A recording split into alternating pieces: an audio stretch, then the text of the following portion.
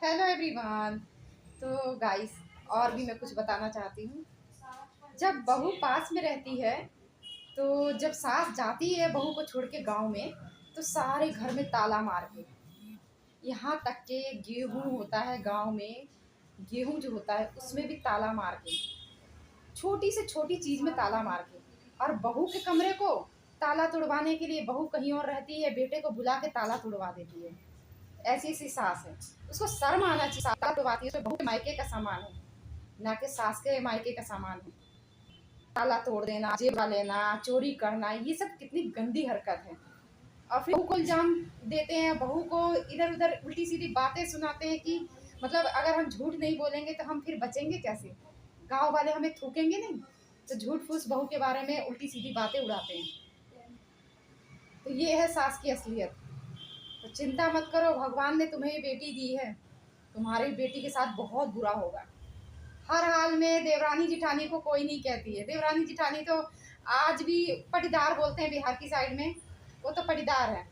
लेकिन सास अगर गलत करेगी तो उसकी बेटी को ही प्रसाद मिलेगा। बहू उसकी रोएगी तो उसकी बेटी को ही बद्दुआ देगी, और किसी को नहीं। देवरानी जिठानी नहीं सुनती है। तो गाइस, ताला मार के जाती है, अनाज में ताला, घर में ताला। उसको बस एक कमरा देती है, उसी में अपना कुछ भी करो, चाहे उसके बड़े बड़े बच्चे हो गए एक ही बेड पे सोए। तो ये सब बहुत अच्छी आदत है ना।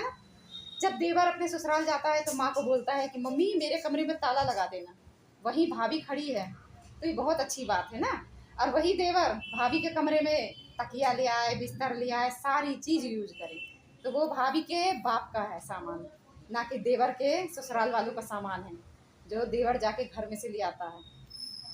तो शर्म आनी चाहिए ऐसे देवर को, ऐसे सास को, और शादीशुदा देवर को शर्म आना चाहिए कि अपने सामान से मतलब रखो, अपने ससुराल से मतलब रखो। शादीशुदा हो गए, जब अपना वो आता है तो कितनी तगड़ी तगड़ी जवाब देते हो, अपनी बीवी पे बात आता है तो कितनी जली भुनी माँ बाप को बोलते हो। और भाभी के बारे में, भाभी के ऐसी भाभी के जो कहते नहीं है, जितना जो सीधा मिलता है ना उसका नाजायज फायदा उठाता है।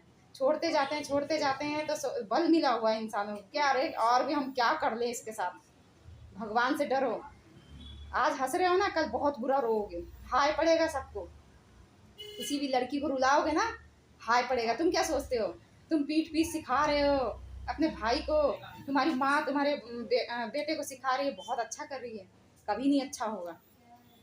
ये एक औरत का बद्दुआ जब पड़ेगा ना, खून के आंसू होंगे। इसलिए माँ पाप कर रही है तो माँ को करने दो, लेकिन जो इसका साथ देगा ना वो भी बराबर का भी पापी होगा, उसको भी उतना ही फल मिलेगा।